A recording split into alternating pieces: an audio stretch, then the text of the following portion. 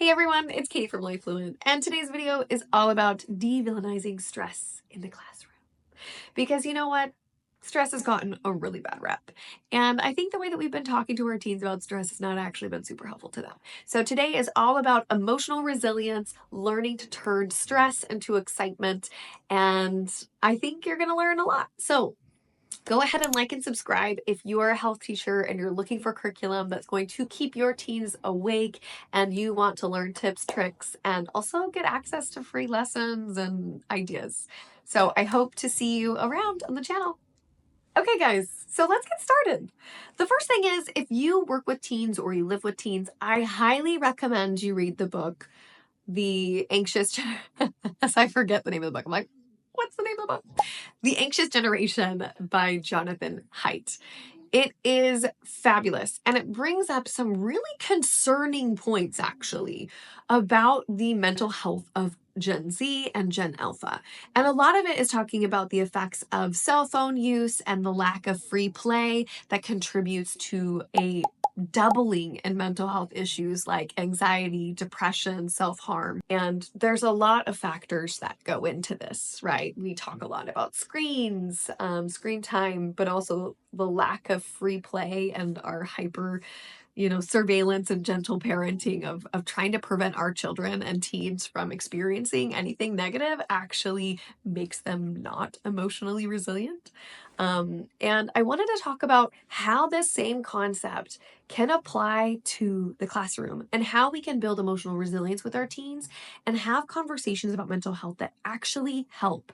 Because we're having tons of conversations about mental health right now. It is everywhere. I feel like it's one of the biggest topics that I find we're talking about teens with, but yet the mental health rate issues are on the rise. So obviously the conversations we're having are not as productive as we hoped. That's what I meant at the beginning when I said, let's give stress a rebrand, shall we?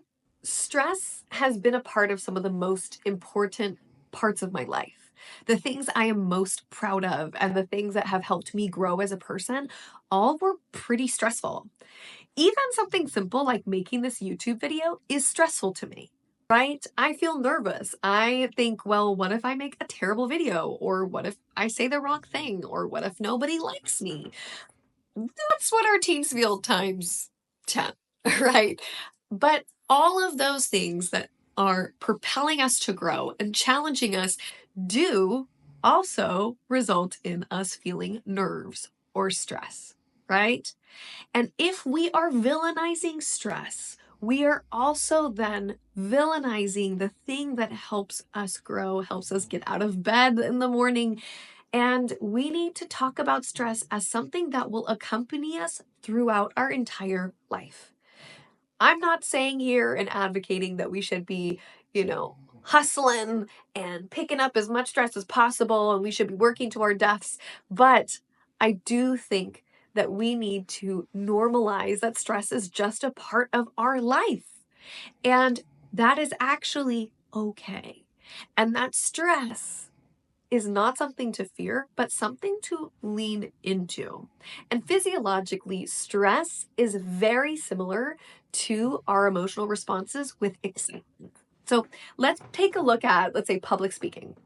Imagining you're about to go and speak to a crowd of a bunch of strangers about something that really matters to you.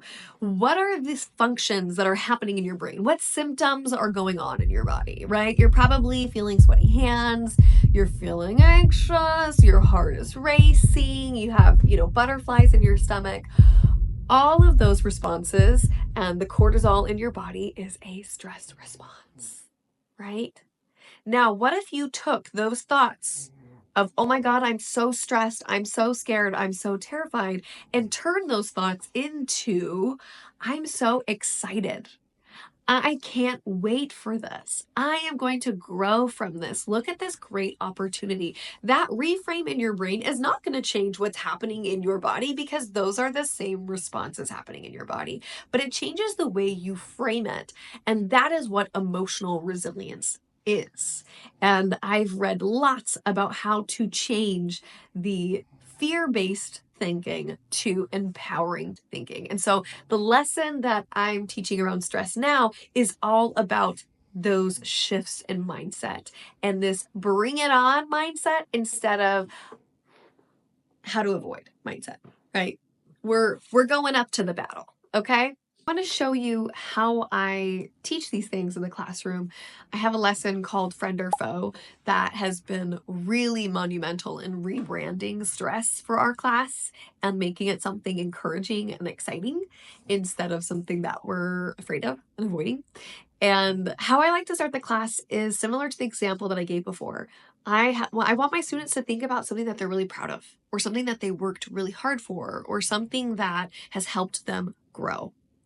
And after you ask them that, you ask them, and how was stress a part of that process? Did you experience it at all building up to that event or during that event?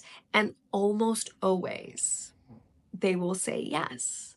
And you're going to talk about, well, what was causing the stress? What did you experience in it? And then reframing it to, and how could this also relate to excitement? And that's how we talk about the reframing. We do some reframing exercises. And then we go into, well, what is the purpose of stress? Why do we actually have it?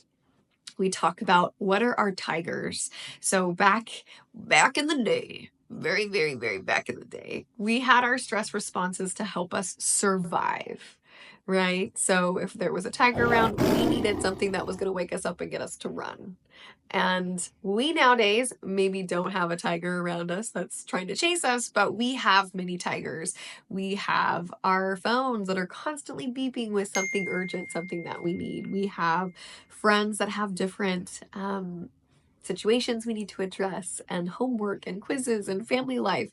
I don't even need to name them because you know, and you're a human. So those are your tigers. So as a class, we name our tigers and we look at which of those tigers or those things that are stressing us out are actually helping us grow, and how many of them are unnecessary stresses, and how many of them are just daily stresses that we can't prevent. We cannot prevent certain stresses, okay? And that's when we define the difference between distress and eustress.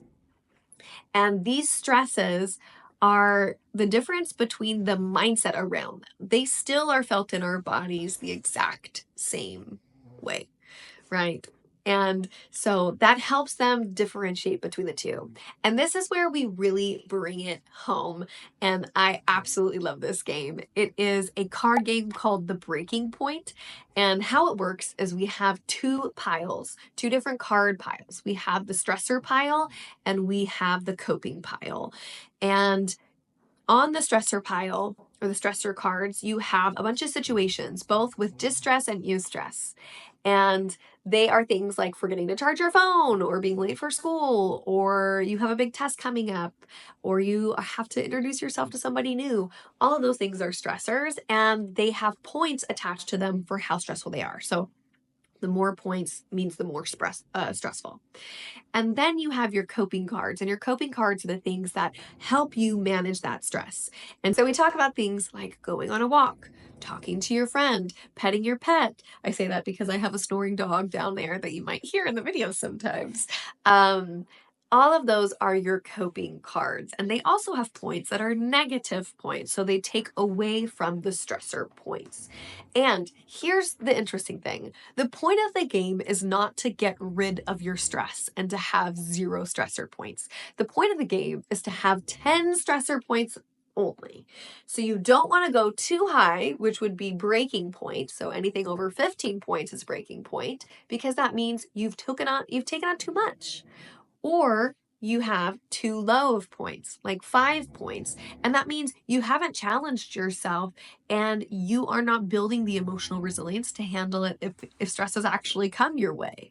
So this card game is so fun. Students have to each round. So they have 3 cards in their hand to start with, and each round they pick either a coping card or a stressor card, and they get to decide, but they don't know what's under when they flip.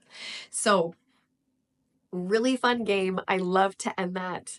And I love to end class on that one and then give them exit tickets that help them reflect and dig deeper into well, what does my life look like in this game? Am I at the breaking point that I really need to start using some of these coping skills? Or am I right now at a point where I don't think I'm really challenging myself and I don't think I'm building the emotional resilience inside myself to handle it if something difficult came around?